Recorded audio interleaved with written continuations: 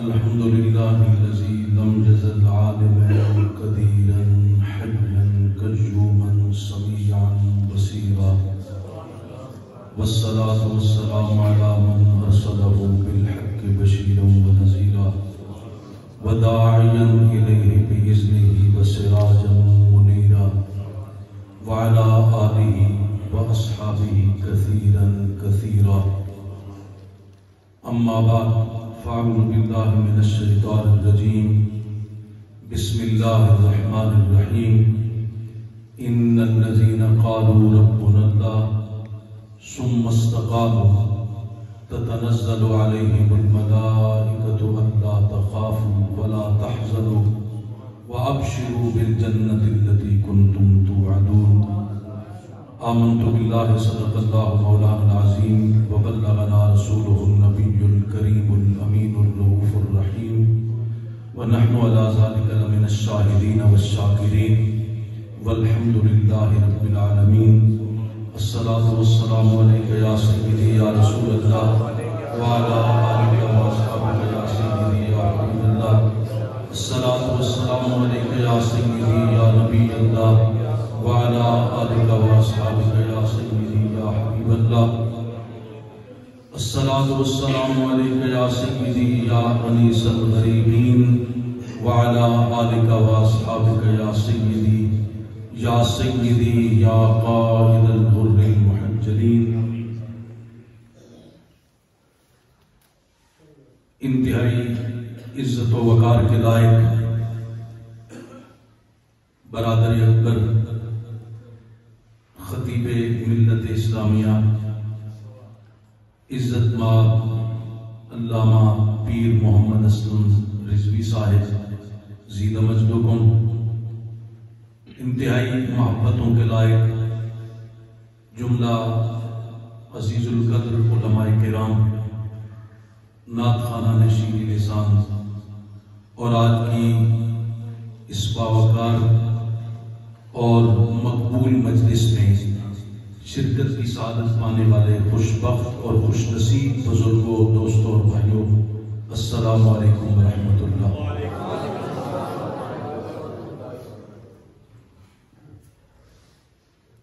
حضرت کے حکم کی تعمیل کرتے ہوئے چند لمحے میں نے قرآن مقدس کی آیت کریمہ تلاوت کی ہے، جس میں رب ذوالجلال نے ہماری دنیا اور آخرت کی ساری پریشانیوں کا حل ہمیں عطا فرمایا ہے.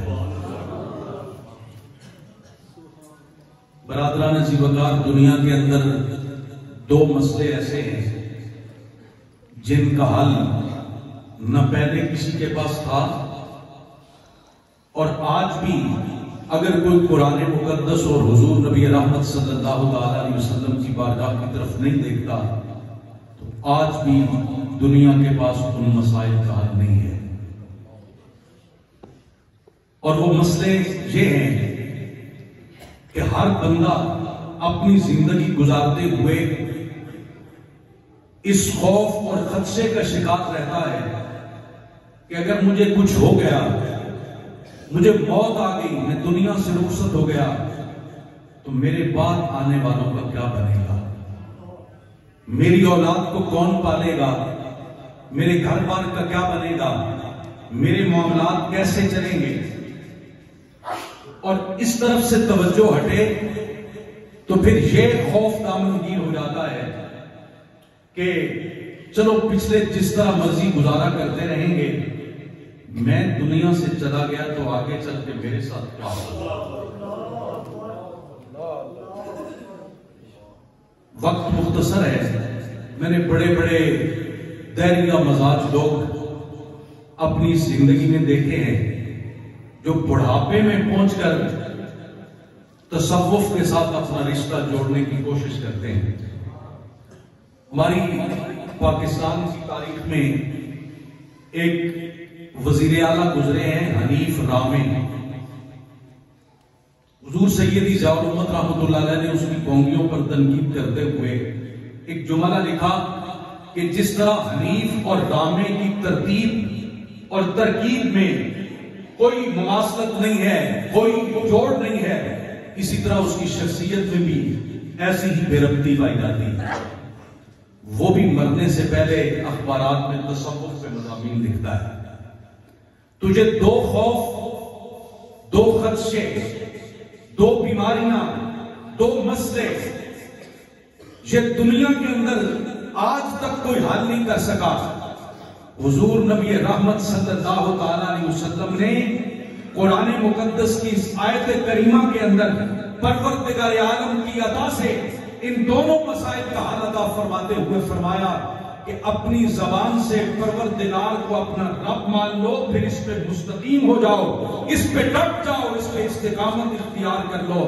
یہ خوف بھی نہیں رہے گا، وہ خدشہ بھی نہیں رہے گا۔ جو فلسفیوں سے حل نہ ہوا، جو نقطہ وروں سے کھل نہ سکا، وہ راز کی کملی والے نے بتلا دیا چند اشاروں میں۔ برادران عزیز وقار، آئیے رب ذوالجلال فرماتا ہے ان الذین قالوا ربنا اللہ، وہ خوشبخت اور سعادت مند لوگ جو اپنی زبان سے کہتے ہیں نا کہ ہمارا پروردگار اللہ ہے،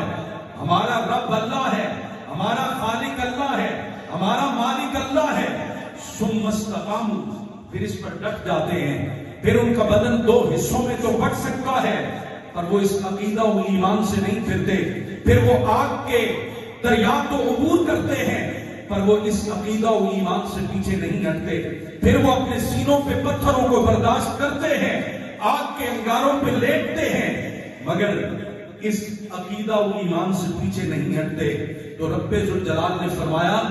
فرشتے ان پر نازل ہوتے ہیں اور اتر کر انہیں یہ دو باتیں ضرور بتاتے ہیں، ایک یہ کہ اے بندے پیچھے رہ جانے والوں کا خوف نہ کر، اور دوسرا یہ کہ آنے والی منزل کے بارے میں ڈرنے کی ضرورت نہیں، وہ تو ملاقات کی رات ہے۔ میرے شیخ کریم،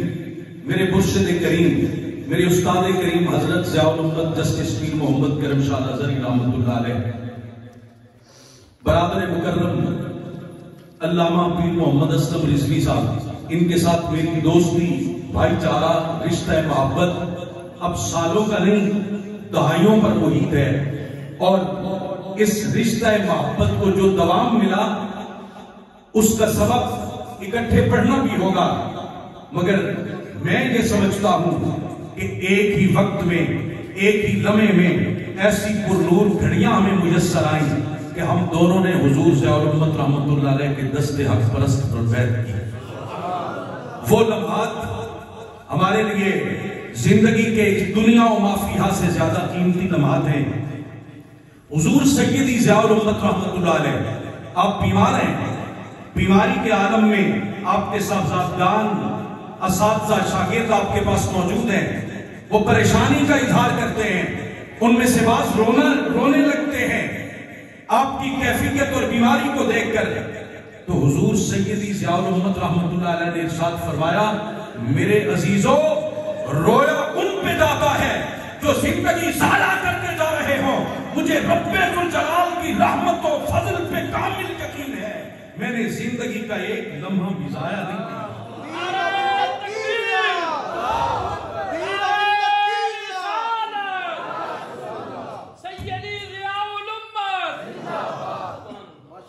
برادران عزیز وقار، وہ لوگ جو اللہ کو اپنا رب مانتے ہیں اور پھر اس پر یوں پہرا دیتے ہیں کہ وقت کا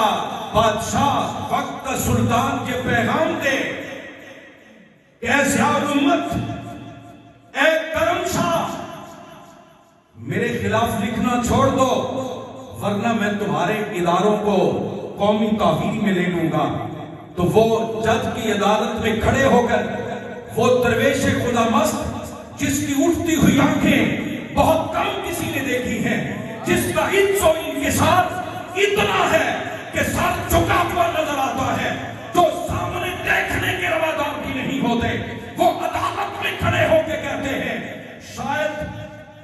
تم نے ادارے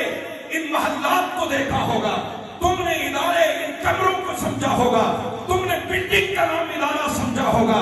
میرے نزدیک ادارہ اس استاد اور شاگرد کا تعلق کا نام ہے تو میرے ادارے کو قومی تحویل میں لو، میں بھیرا کی ڈالیوں کے نیچے بیٹھ کے پڑھا دوں گا۔ نعرہ تکبیر، نعرہ رسالت، نعرہ تحقیق، نعرہ حیدری، آستانہ لیا بھیرا شریف۔ حضرات گرامی، بھیرا شریف کا پیغام محبت ہی محبت ہے۔ بھیرا شریف کا پیغام حق گوئی بھی ہے، بے باکی بھی ہے، مگر اس کے ساتھ ساتھ بھیرا شریف کا پیغام یہ ہے کہ عقائد اہل سنت پر ڈٹ کر ایمان کی اس دولت کو اپنے ہاتھوں میں تھام کر عز و انکسار کا پیکر بن کے ساری کائنات کو حضور نبی رحمت صلی اللہ علیہ وسلم کے دامن سے وابستہ کر دیا جائے، اور پیار کی وہ دولت، محبت کی وہ دولت، اتفاق کی وہ دولت جو مشائخ چشت اہل بہشت سے حضور نبی رحمت صلی اللہ تعالیٰ علیہ وسلم سے وصول کر کے مشائخ چشت سے ہوتی ہوئی حضور سیدی ضیاء الامت رحمت اللہ علیہ کی بارگاہ میں بابا فرید رحمت اللہ علیہ کی سیرت کی صورت میں یوں پہنچی ہے کہ آپ کو کسی نے آ کر کینچی تحفے میں دی، آپ نے اس کو پکڑا، قبول کیا، اور پھر جاتے ہوئے واپس لوٹاتے ہوئے فرمایا میرے عزیز یہ واپس لے جاؤ، پھر جب کبھی زندگی میں آنے کا موقع ملے تو تحفہ دینا ہوا تو سوئی کا تحفہ دیجئے گا۔ بابا جی میں سمجھا نہیں، آپ نے فرمایا اللہ کے بندے جوڑنے کا کام کرتے ہیں، کاٹنے کا کام نہیں کرتے۔ یہ آج کے دور میں بڑے بڑے مشائخ، بڑے بڑے بزرگ موجود ہیں، مالک کائنات ہر ایک کو سلامت رکھے، ان کے فجوز و برکات کو عام کرے، مگر آج کے اس پرفتن دور کے اندر اگر یہ محبت بری صدا کہیں سے ملتی ہے، اپنے اوپر تنقید کرنے والوں کو بھی سلام محبت ملتا ہے، اپنے اوپر تان و تشنیع کے تیر برسانے والوں کو بھی اگر امن اور پیار کا پیغام جاتا ہے تو وہ آستانہ علیہ بھیرا شریف کی طرف سے جاتا ہے۔ یہی تصوف ہے، یہی دین ہے، یہی قرآن کے الفاظ کی تشریح ہے کہ جب بندہ رب اللہ کو مان لیتا ہے اور پھر اس عقیدہ محکم پر ڈٹ کے کھڑے ہو جاتا ہے، پھر اسے یہ خوف بھی نہیں رہتا کہ دنیا میں کیا ہوگا، پھر وہ اس بات سے بھی غمگین نہیں ہوتا آنے والے زمانے میں کیا ہوگا، پھر وہ یہی سوچتا ہے، یہی فکر کرتا ہے کہ کس طرح میں اس کائنات کو یہاں سے اٹھاؤں اور سرکار کے قدموں پہ نچھاور کر دوں، کس طرح میں دنیا میں بستے ہوئے لوگوں کو جو بے راہ رو بھی ہیں، جن کی سمجھ بھی درست نہیں ہے، کس طرح ان کو پکڑوں اور پکڑ کر سرکار کے دامن محبت سے وابستہ کر دوں۔ برادران ذی وقار، میں آخر پہ برادر گرامی حضرت علامہ پیر محمد اسلم رضوی صاحب سے گزارش کروں گا، ان کو بہت جلد حضور نبی رحمت صلی اللہ علیہ وسلم کی بارگاہ میں حاضری کا شرف مل رہا ہے، آپ بھی بول کر انہیں کہیے۔ شاہ صاحب تو کہہ رہے تھے نا کہ ہمارے سلام پیش کیجئے، سب کی طرف سے کہہ رہے تھے، مگر میرے شیخ کریم کی یہ سنت اور طریقہ ہے حضور ضیاء الامت رحمت اللہ علیہ کا، آپ اسمبلی میں تشریف لاتے، طلباء کو مخاطب ہوتے، گلے میں سفید رومال ہوتا، اس کو ایسے پکڑا ہوا ہوتا اور پکڑ کے آپ ارشاد فرماتے، عزیز طلباء اس فقیر کو پھر سرکار نے اپنی بارگاہ میں اذن بارگاہ عطا کی، اور پھر آپ بھی رو رہے ہوتے، طلباء بھی رو رہے ہوتے، پھر آپ فرماتے آپ بول کے مجھے کہیں کہ ہمارے سلام سرکار کی بارگاہ میں پیش کیجئے گا۔ میں نے بارہا آپ سے سنا ہے، آپ فرماتے میں نے تمہارے سلام دینے ہیں، میں سرکار کی بارگاہ میں تمہارے سلام محبت پیش کروں گا، پر آپ کی طرف سے بھی محبت کا اظہار ہونا چاہیے، آپ بول کے کہیں کہ ہمارے سلام سرکار کی بارگاہ میں پیش کیجئے گا۔ ہم انتہائی ادب سے جناب آپ کی خدمت میں گزارش کر رہے ہیں، ہمارے سلام محبت سرکار کی بارگاہ میں پیش کیجئے گا۔ آپ کو رب ذوالجلال نے یہ سعادت عطا فرمائی، ہم تو ان لوگوں میں سے ہیں جو کہتے ہیں آنکھی سونے نو وائے نہیں، جے تیرا گزر ہوئے میں مر کے بھی نہیں مردی جے تیری نظر ہوئے۔ ہم تو ہوا کو بھی پیغام محبت دیتے ہیں، ہم تو ہواؤں کو بھی سلام پیش کرتے ہیں جو سرکار کی بارگاہ میں حاضر ہوتی ہیں۔ ہم آپ کو بھی یہی عرض کریں گے، ہمارے غلامانہ سلام سرکار کی بارگاہ میں پیش کیجئے گا۔ دعا ہے میرا مالک ان کے والدین کو جنت الفردوس میں اعلیٰ مقام نصیب فرمائے. ہمارے چچا جان کو مالک کائنات قبر کے اندر حضور نبی رحمت صلی اللہ تعالیٰ علیہ وسلم کی محبت کی سوغات کے صدقے بلند درجے اور بلند رتبے نصیب فرمائے. آمین.